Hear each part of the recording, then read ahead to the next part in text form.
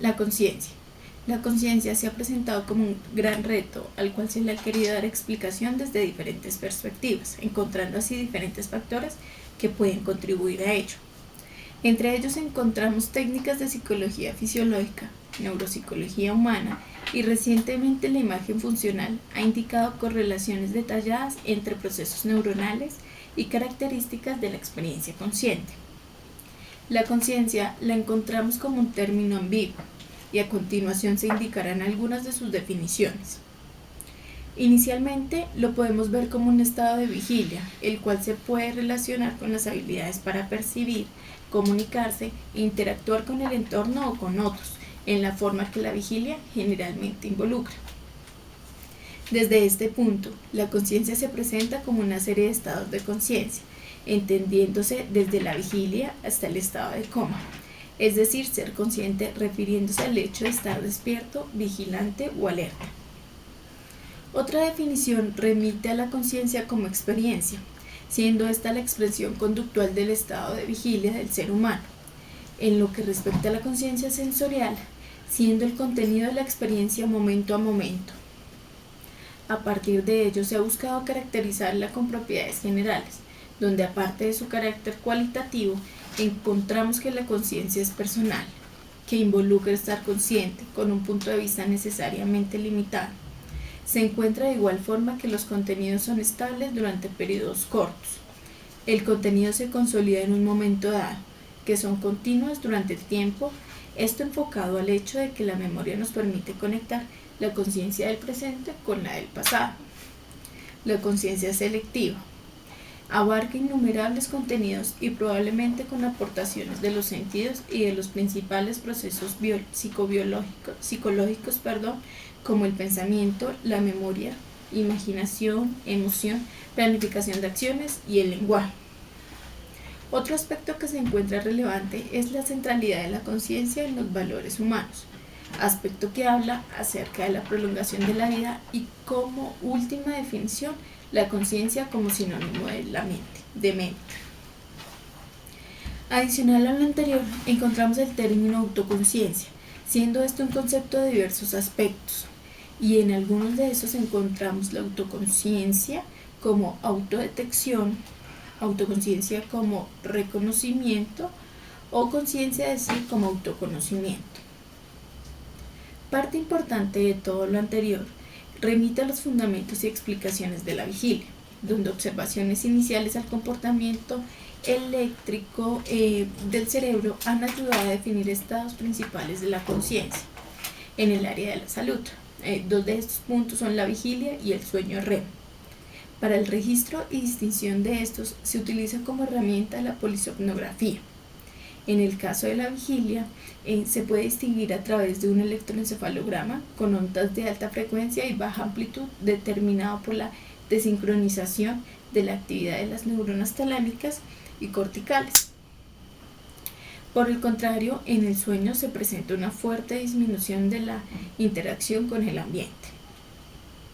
En lo que respecta a las estructuras que involucran tanto la vigilia como el sueño, encontraremos el sistema reticular activador ascendente, la red neuronal, la cual en su activación mantiene la vigilia y cuya inactivación se requiere para producir sueño. Es muy importante tener en cuenta que afectaciones en el contenido de la vigilia son características de lesiones corticales difusas. De igual forma, de trastornos metabólicos o tóxicos que perturban la corteza o estructuras subcorticales asociadas. También se encontrará que lesiones o déficit sutil de los sistemas activadores afectarán la vigilia.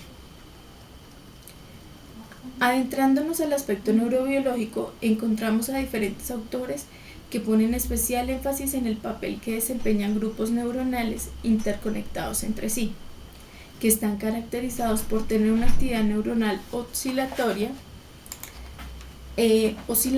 y sincronizada. Con base a ello, se ha indicado que estos grupos neuronales estarían en la base de varios de los procesos perceptuales y cognitivos fundamentales, por lo cual la actividad sincronizada de estos grupos conectando distintas partes del cerebro surge como una interesante opción para producir el enlace requerido entre los diferentes componentes del procesamiento sensorial.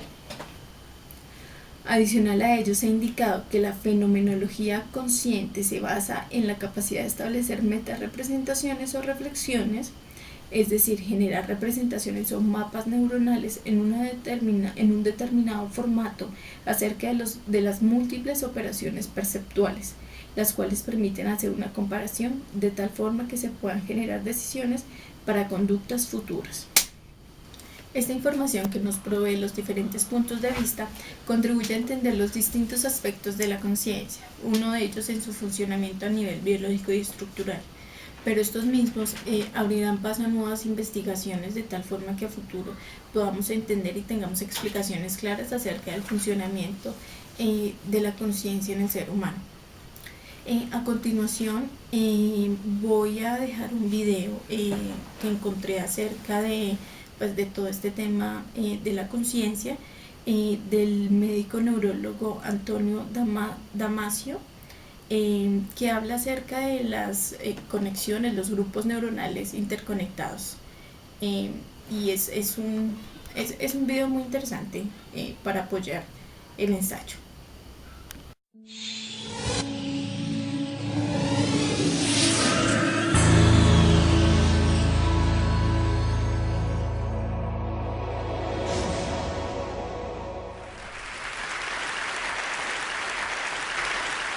Here to talk about the wonder and the mystery of conscious minds. The wonder is about the fact that we all woke up this morning and we had with it the amazing return of our conscious mind.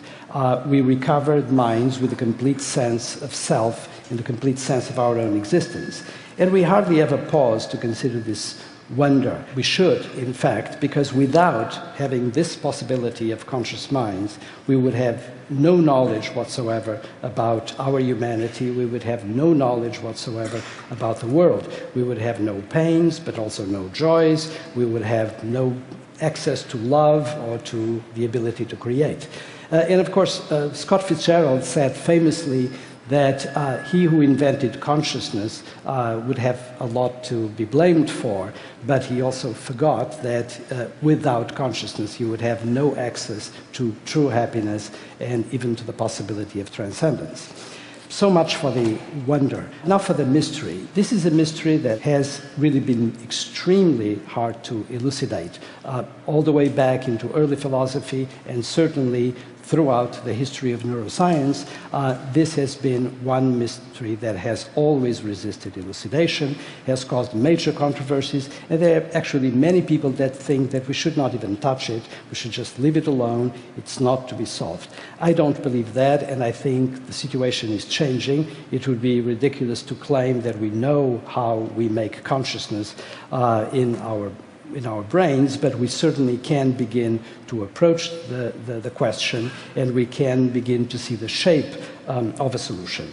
And one more wonder to celebrate is the fact that we have imaging technologies that now allow us to go inside the human brain and be able to do, for example, what you're seeing right now. These are images that come from Hanna Damasio's lab and which show you in a living brain the reconstruction of that brain. And this is a person who is alive. This is not a person that is being studied at autopsy. And even more, and this is something that one can be really amazed about, is what I'm going to show you next, which is going underneath the surface of the brain and actually looking in the living brain at real connections, real pathways. So all of those colored lines correspond to bunches of axons, the fibers that join cell bodies to synapses, and I'm sorry to disappoint you, they don't come in color, but at any rate, they are there. The colors are codes for the direction, for whether it is back to front or vice versa. At any rate, what is consciousness? What is a conscious mind? And we could take a very simple view and say, well, it is that which we lose when we fall into deep sleep without dreams, or when we go under anesthesia, and it is what we regain when we recover from sleep or from anesthesia. But what is exactly that stuff that we lose under anesthesia or when we are in deep, dreamless sleep? Well, first of all, it is a mind, which is a flow of mental images. And of course, consider images that can be sensory patterns, visual, such as you're having right now in relation to the stage and me, or auditory images, as you're having now in relation to my words. That flow of mental images is mind. But there is something else that we're all experiencing in this room. We are not passive exhibitors of visual or auditory or tactile images. We have selves. We have a me that is automatically present in our minds right now. We own our minds, and we have a sense that it's every one of us that is experiencing this, not the person who is sitting next to you. So in order to have a conscious mind, you have a self within the conscious mind. So a conscious mind is a mind with a self in it. The self introduces a subjective perspective in the mind, and we are only fully conscious when self comes to mind. So what we need to know to even address this mystery is, number one, how minds are put together in the brain, and number two, how selves are constructed. Now, the first problem is relatively easy. It's not easy at all, but it is something that has been approached gradually in neuroscience. And it's quite clear that in order to make minds, we need to construct neural maps. So imagine a grid like the one I'm showing you right now, and now imagine within that grid, that two-dimensional sheet, imagine neurons. And picture, if you will, a billboard, a digital billboard, where you have elements that can be either lit or not. And depending on how you create the pattern of lighting or not lighting the digital elements, or for that matter, the neurons in the sheet, you're going to be able to construct a map. This is, of course, a visual map that I'm showing you, but this applies to any kind of map, auditory, for example, in relation to sound frequencies, or to the maps that we construct with our skin in relation to an object that we palpate. Now, to bring home the point of how close it is, the relationship between the grid of neurons and the topographical arrangement of the activity of the neurons and our mental experience, I'm going to tell you a personal story. So if I cover my left eye, I'm talking about me personally, not all of you. If I cover my left eye, I look at the grid pretty much like the one I'm showing you. Everything is nice and fine and perpendicular. But some time ago, I discovered that if I cover my left eye, instead, what I get is this. I look at the grid and I see a warping at the edge of my central left field. Very odd. I've analyzed this for a while. But some time ago, through the help of an ophthalmologist colleague of mine, Carmen Puliafito, who developed a laser scanner of the retina, I found out the following. If I scan my retina through the horizontal plane that you see there in the little corner, what I get is the following. On the right side, my retina is perfectly symmetrical. You see the going down towards the fovea, where the optic nerve begins, but on my left retina there is a bump, which is marked there by the red arrow, and it corresponds to a little cyst that is located below. And that is exactly what causes the warping of my visual image. So just think of this. You have a grid of neurons, and now you have a plain mechanical change in the position of the grid, and you get a warping of your mental experience. So this is how close your mental experience and the activity of the neurons in the retina, which is a part of the brain located in the eyeball, or, for that matter, a sheath of visual cortex. So from the retina, you go on to visual cortex, and, of course, the brain adds on a lot of information to what is going on in the signals that come from the retina.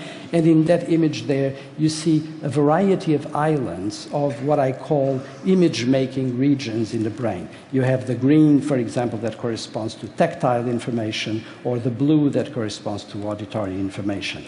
And something else that happens is that those image-making regions, where you have the plotting of all these neural maps, can then provide signals to this ocean of purple that you see around, which is the association cortex, where you can make records of what went on in those islands of image making. And the great beauty is that you can then go from memory, out of those association cortices, and produce back images in the very same regions that had perception. So think about how wonderfully convenient and lazy the brain is. So it provides certain areas for perception and image making, and those are exactly the same that are going to be used for image making when we recall information. So far, the mystery of the conscious mind is diminishing a little bit because we have a general sense of how we make these images. But what about the self? The self is really the elusive problem. And for a long time, people did not even want to touch it, and because they say, how can you have this sort of reference point, this stability that is required to maintain the continuity of selves day after day? And I thought about a solution to this problem is the following. We generate brain maps of the body's interior and use them as the reference for all other maps. So let me tell you just a little bit about how I came to this. I came to this because if you're going to have a reference that we know as self, the me, the I in our own processing, we need to have something that is stable, something that does not deviate much from day to day. Well, it so happens that we have a singular body. We have one body, not two, not three, and so that is a beginning. There is just one reference point, which is the body. But then, of course, the body has many parts, and things grow at different rates, and they have different sizes in different people. However, not so with the interior. The things that have to do with what is known as our internal milieu, for example, the whole management of the chemistries within our body, are in fact extremely maintained day after day for one very good reason. If you deviate too much in the parameters that are close to the midline of that life-permitting survival range, you go into disease or death. So we have an inbuilt system within our own lives that ensures some kind of continuity. I like to call it an almost infinite sameness from day to day. Because if you don't have that sameness physiologically, you're going to be sick or you're going to die. So that's one more element for this continuity. And the final thing is that there is a very tight coupling between the regulation of our body within the brain and the body itself, unlike any other coupling. So, for example, I'm making images of you, but there's no physiological bond between the images I have of you as an audience and my brain. However, there is a close, permanently maintained bond between the body regulating parts of my brain and my own body. So here's how it looks. Look at the region there. There is the brainstem in between the cerebral cortex and the spinal cord. And it is within that region that I'm going to highlight now that we have this housing of all the life regulation devices of a body. This is so specific that, for example, if you look at the part that is colored in red in the upper part of the brainstem, if you damage that as a result of a stroke, for example, what you get is coma or vegetative state, which is a state, of course, in which your mind disappears, your consciousness disappears. What happens then actually is that you lose the grounding of the self, you have no longer access to any feeling of your own existence, and in fact there can be images going on, being formed in the cerebral cortex, except you don't know they're there. You have in effect lost consciousness when you have damage to that red section of the brainstem. But if you consider the green part of the brainstem, nothing like that happens. It is that specific. So in that green component of the brainstem, if you damage it, and often it happens, what you get is complete paralysis, but your conscious mind is maintained.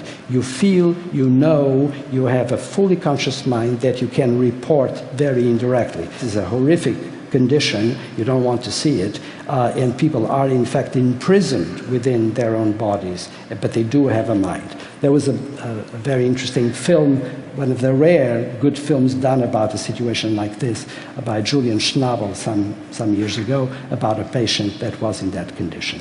So now I'm going to show you a picture. I promise not to say anything about this, except this is to frighten you. It's just to tell you that in that red section of the brainstem, there are, to make it simple, all those little squares that correspond to modules that actually make brain maps of different aspects of our interior, different aspects of our body. They are exquisitely topographic, and they are exquisitely interconnected in a recursive pattern. And it is out of this, and out of this tight coupling between the brainstem and the body, that I believe, and I could be wrong, but I don't think I am, that you generate this mapping of the body that provides the grounding for the self, and that comes in the form of feelings. Primordial feelings, by the way. So what is the picture that we get here? Look at cerebral cortex, look at brainstem, look at body, and you get a picture of the interconnectivity in which you have the brainstem providing the grounding for the self in a very tight interconnection with the body, and you have the cerebral cortex providing the great spectacle of our minds with the profusion of images that are in fact the contents of our minds and that we normally pay most attention to, as we should, because that's really the film that is rolling in our minds. But look at the arrows. They're not there for looks. They're there because there's this very close interaction. You cannot have a conscious mind if you don't have the interaction between cerebral cortex and brainstem. You cannot have a conscious mind if you don't have the interaction between the brainstem and the body.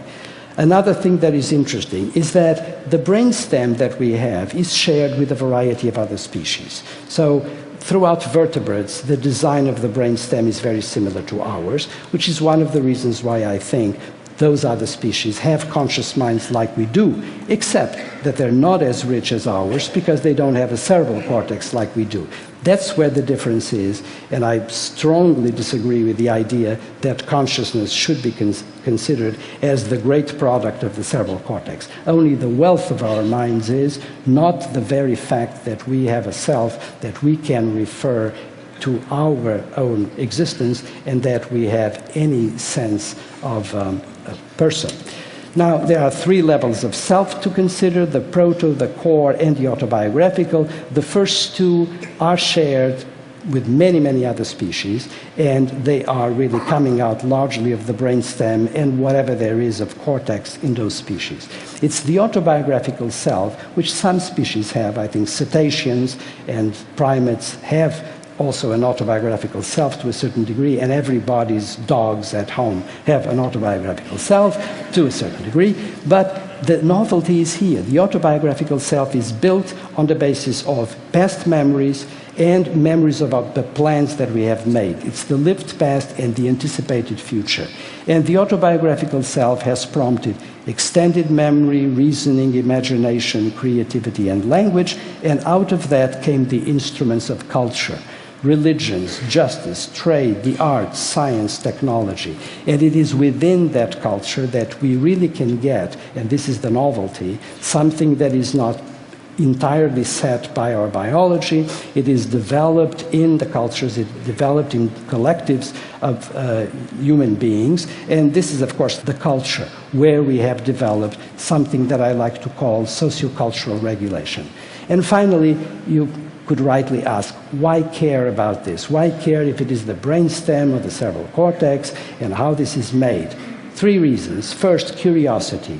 Primates are extremely curious, and humans most of all. And if we are interested, for example, in the fact that anti-gravity is pulling galaxies away from the Earth, why should we not be interested in what is going on inside of human beings?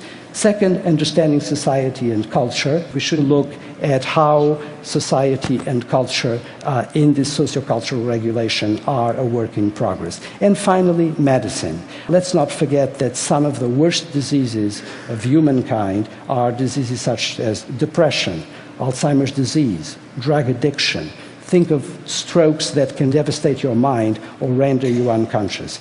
You have no prayer of understanding how of treating those diseases effectively and in a non-serendipitous way if you do not know how this works. So that's a very good reason, beyond curiosity, to justify what we're doing and to justify having some interest in what is going on in our brains. Thank you for your attention.